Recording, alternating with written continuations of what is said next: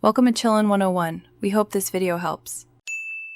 You start by picking the exact folder to lock and creating a quick backup. Don't skip that.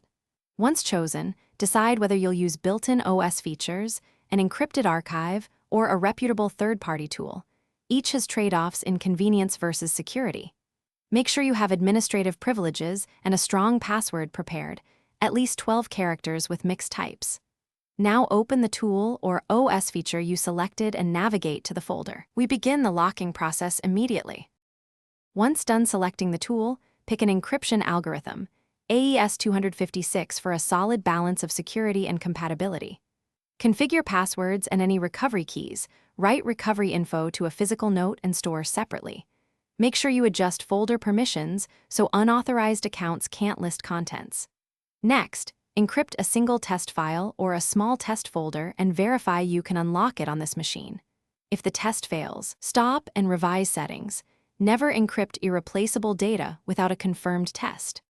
You finish by applying the lock to the full folder and immediately verifying access from your account and a restricted account. Confirm files are unreadable without the key. Make a fresh backup and store the recovery key or password offline in a safe place. If something goes wrong, first check user permissions and whether the recovery key matches.